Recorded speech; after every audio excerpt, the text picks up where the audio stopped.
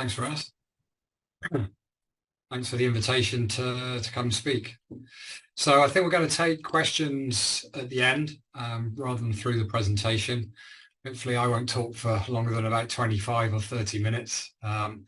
If I do, Raz can give me a nudge. Yeah, I hope you enjoy what I have to share.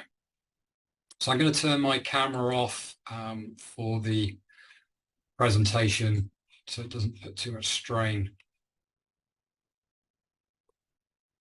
So I'm just going to be, for the next 20 or 30 minutes, talking through, giving you insights as to how I've used Immunocal in elite sport, well, going back, must be about 15 years now. So in terms of my background, just hold on a second, that's not clicking forward. There we go. So essentially I work for two companies, Oracle I'll come to, but I work for the UK Sports Institute. I've worked for them as a nutritionist and now as a nutrition scientist across the last 4 Olympic cycles. So I started with them back before the Beijing Olympic cycle. So I've been working with Olympic athletes for quite an extended period of time. I also work or operate as the lead biomarker scientist and also a nutritionist for Oracle, which is, as you can see there, is a company that specializes in bioanalytics and optimizing performance and coming up with recovery solutions for elite athletes around the globe. So I originally trained as a dietitian, then topped that up with a degree in sports nutrition, and my PhD's is predominantly in biomarkers, but I've published papers in fish oils and vitamin D, in addition to a lot of work around oxidative stress and antioxidants. So let's get into it. Any discussion really around nutritional supplements probably has to start just giving some conversation to the risks that are associated with nutritional supplements. So when it comes to giving athletes advice around supplementation, we have to be very clear about the risks that come with nutritional supplements. And we want to be only using products that have gone through a rigorous testing period by an independently verified lab that will screen those nutritional supplements for a variety of different compounds that could inadvertently result in an athlete failing a drug test.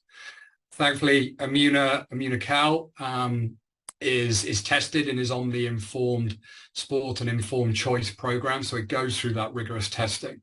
But it needs to be recognized that just purchasing nutritional supplements off the shelves does carry a risk, and that there's potentially 1 in 4, 1 in 5 may be contaminated. So you may have seen over the years, the media love giving attention to this, but there are plenty of examples of where athletes have unfortunately come foul of taking a nutritional supplement that hadn't gone through the appropriate testing, and indeed it resulted in them failing a drug test. So it's an important element to cover off. So how did I stumble across Immunocal, and how did I start working with Immunotech? So back before the Beijing Olympics, so we're going all the way back to around 2006, I was spending a body of time trawling through the medical and scientific journals, and I was looking for where I might be able to find an edge to optimize recovery and make athletes more robust in terms of resisting infection, so to look after their health. And I stumbled across the Lands paper published in the Journal of Applied Physiology, and it really spiked my interest. And that's when I then reached out to Dr. Gutman and John Molson, and they very kindly came over to the UK and we had a meeting. And it's from that point that I've then been using Immunocal in a variety of different situations with elite athletes. And it's those situations that I'm going to go into a little bit more detail with you now. I believe Dr. Gutman has sort of talked a bit about the benefits of Immunocal in terms of the composition, so I won't labor this point, but some people don't understand that whey products can differ quite considerably. And of course, Immunocal is an undenatured whey protein. And just through looking at Immunocal and a standard whey protein here, you can see the cysteine content, which is the rate limiting amino acid for the formation of glutamine, is quite different between the two proteins.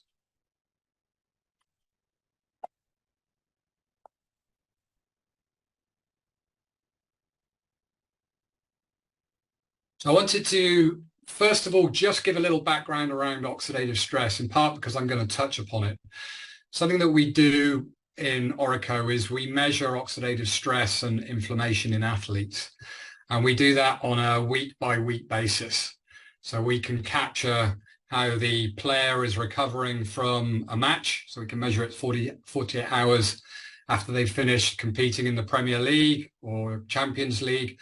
Or indeed, if we're in the Olympic environment, then we can measure it each week as the athlete recovers from the prior microcycle. And that way we can gain some understanding about how the athlete is adapting and recovering. So it's important to us to really capture information around oxidative stress and inflammation. And for those who aren't familiar, a nice way to sort of think about oxidative stress is picture the seesaw in front of you. And you've got pro-oxidant on one side and antioxidant on the other. And oxidative stress is referring to the disturbance between this balance in favor of the pro-oxidant. It was believed, going back sort of 20, 30 years, it was felt that oxidative stress was purely a sort of harmful concept, in that these reactive oxygen species that used to be referred to as free radicals purely damaged biological molecules and didn't offer any benefit. But what we subsequently learned is that actually these reactive oxygen species, they're signaling molecules. They're able to switch on genes within the cell which code for new proteins. And indeed, when we exercise, we produce these reactive oxygen species, and they're part of that signaling pathway that leads to improvements in fitness and strength, for example. And this slide might help kind of convey that visually a little bit better. So on the x-axis, you've got increasing oxidative stress. And then on the vertical axis, you've got physiological function. And as the athlete progresses through various training phases and gets fitter, they move up this red curve. And clearly there's a dose of training that's associated with an optimum performance. And we kind of want to keep the athlete in that sweet spot. But if the oxidative stress continues to increase, either as a result of overload, so there's not the right balance between training and recovery, or they get an infection, which causes huge surges in oxidative stress, it can tip the balance. And that is indeed where we might want to step in and start using Immunocal with the athlete. So I'm going to, there we go. So there's quite a lot going on this slide, but managing oxidative stress is the first point that I would make in terms of how we use Immunocal. You can see there's a lot of different elements that can influence this pro and antioxidant balance with training on both sides of the seesaw. But what you'll also see at the bottom there is proteins and glutathione. So we know exercise provides the sort of stimulus for the body to increase its own antioxidant systems. And it does that through building proteins, essentially enzymes. And glutathione is often referred to as the master antioxidant. It's a protein. And it helps the body, the cells, manage that level of oxidative stress. And so by providing a means of increasing glutathione through undenatured whey protein, we can provide the building blocks. So as the athletes progress through those training phases, we can provide a nice layer of support. And when we see spikes in oxidative stress, given we're measuring it, we can intervene at that juncture to try and to give the athlete more nutritional support to help facilitate recovery. And I'll touch on some of these other elements as well. So prevention of injuries and illnesses is crucial. Any nutritionist working in elite sport, this is really a sort of primary focus, is trying to reduce that risk of an athlete developing an injury or illness. Of course, we can't make them invincible, but we can reduce risk, decrease that probability of them getting ill. And one of the biggest risk factors is competition. And I won't read out the text here, but essentially This is from a paper we wrote looking at oxidative stress and illness in elite athletes. And I'm sure you may be familiar with examples where athletes have done all the training, they've got to the Olympics, they're in that final stage of preparation, and they go and catch a viral infection, and that's them, their Olympic Games over. So it really is a crucial element for us being able to prevent. But if they are unfortunate enough to pick up an illness, that we can provide some additional nutritional support to help facilitate that faster recovery. As a shot of the from the Great Britain Olympics base in Rio de Janeiro. So at that particular moment, Andy Murray was playing the final of the tennis in one of those stadiums. Fortunately, I didn't get to see him. So this is indeed sort of taken from our paper looking at oxidative stress in elite and injured rowers. And you can clearly see on the figures presented in front of you that, you know, when the athlete is injured or ill versus when they're healthy, there is this increase in oxidative stress, which we've captured there. Recovery and adaptation. This is an area that most people are probably more familiar with using protein. So athletes will go to designated training camps. They'll be structured into their training cycle, their training plan. One thing we know, when athletes go to these camps, there's going to be an increase in training load, so the increased physiological stress. And there's a number of papers, I've just selected 3 there by way of example, but increasing protein when the body is under more stress, be it physical or mental stress, enables the body to adapt better. And in the context of the athlete, allows them to recover, adapt, and they get this super compensation. Then when they come down or come away from that camp and the training load is reduced, they experience greater gains in terms of their performance. So we like to use Immunocal around intensified training camps, particularly because as well, during those camps, there is an increased risk of illness as well, because invariably the training volume is increased. What we found out through our work in oxidative stress was that the largest increases in oxidative stress in athletes occur around competition, which makes sense because that's when they're experiencing the most psychological stress, but it's also when they're, you know, working hard physically. In many circumstances, you know, it's going to be maximal effort all out. So in such environments, Immunocal becomes a great addition that we can provide with the athletes as they travel, which in turn can also increase the risk of infection and help to facilitate recovery, be it between matches or between heats, depending on which particular sport. I've just selected examples here, but there are others, athletics being a good example where you have multiple heats if you're going from, you know, the first round all the way through to finals. And indeed, as I'm sure many of you are familiar, professional sports these days, the recovery from one game to the next is often isn't sufficient recovery, which is why we see so many injuries in these professional sports. An area where we've done a bit of research, we set up a clinic many years ago in London, what we refer to as a UPS clinic, which stands for Unexplained Underperformance Syndrome. So it's more commonly known outside of the UK as overtraining syndrome, which has its similarities with chronic fatigue. It's essentially chronic fatigue in athletes, but nowhere near as debilitating. So instead of being able to run, you know, 80 miles in a week, you might only be able to manage 20 or 15 miles in a week.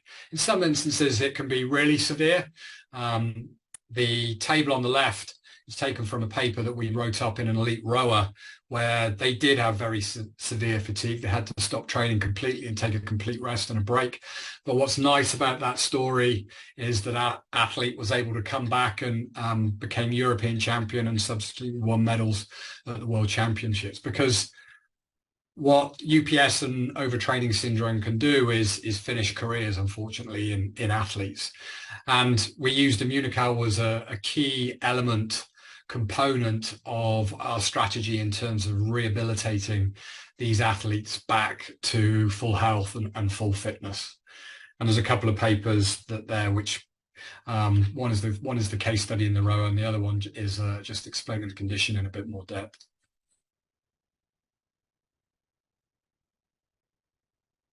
Perhaps less unknown is the fact that psychological stress in itself can cause oxidative stress, but Immunocal, being a source of alpha-lactoalbumin, is able to, in stress-vulnerable subjects in these studies, they're not athletes, but it's highlighting how it was able to have a physiological impact in psychologically stressed individuals, improving their mood, reducing cortisol, and something that athletes do experience is increased psychological stress. You know, having to go out in front of an audience of what can be millions, if you include the TV audience, and perform after years and years of hard work, and it all comes down to what can be minutes.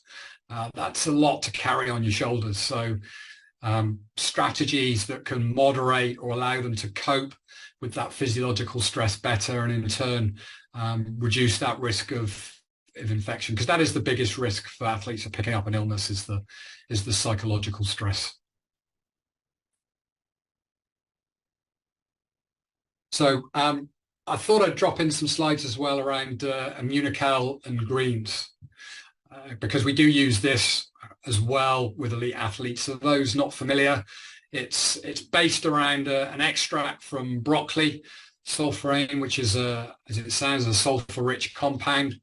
It's able to activate NRF2, which you can see on the packet there, which is a transcription factor, which basically, once activated within the cell, travels to a nucleus and upregulates key genes that help make the cell more resistant to stress. Some of those key genes being antioxidant genes. So I'll just touch on some of the research. Oh. So been some really interesting work restricting fruit and vegetables in athletes, just to try and gain some understanding of the impact then on the athlete's health and recovery. So the first paper I've got there from Blunkett was restricting the fruit and vegetable content down to just 3 serves a day.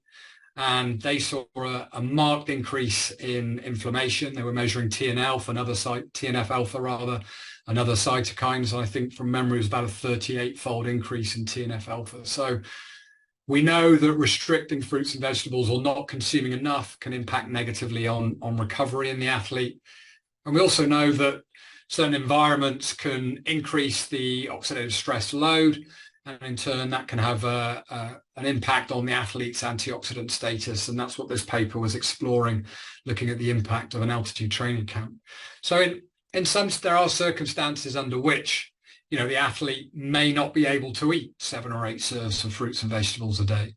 A good example is traveling to a competition overseas. They may not be familiar with the environment or the catering that's on offer at that event. And indeed, if you travel to places like China, Korea, Russia, the food can change quite substantially in Eastern Europe. So being able to provide the athlete with a compound, with a supplement, which you know can help compensate to some degree for the imposed dietary changes, it can be really useful. And there's a number of papers out there actually looking at the effects, the impact of giving fruit and vegetable concentrates, not to athletes in these instances, but there's an interesting study in nurses. So reduction of common cold. I think what they say there, intake of dietary supplements was associated with, so the fruit and vegetable supplement was associated with a 20% reduction in the days of moderate or severe common cold symptoms. That was over a 6-month study period. And I think the subjects in that study from memory were low consumers of fruits and vegetables, again, around that kind of 3 serves a day. There's a couple of other interesting papers showing some favorable changes in blood antioxidant capacity and improvements or modifications in immune function that would be favorable in terms of increased resistance to illness. So there are some nice papers out there supporting such use. One thing we explored lots of biomarkers when we were looking at our athletes diagnosed with unexplained underperformance syndrome. So that was a key component of the research, was to dig deep into as many different biomarkers and see if we could try and capture some of the disturbances that were happening with different systems that would allow us to either make the athletes more robust and reduce their risk, but also help facilitate better recovery. And something that we observed was much lower blood carotenoids in the athletes that were diagnosed with this condition versus those athletes that had never been diagnosed with their condition throughout their careers, which was quite interesting. And blood carotenoids are essentially, it's a biomarker for fruit and vegetable intake. So we're talking here about those athletes that seemingly picked up UPS were consumed less by way of fruits and vegetables than those athletes that were more robust in their training environments.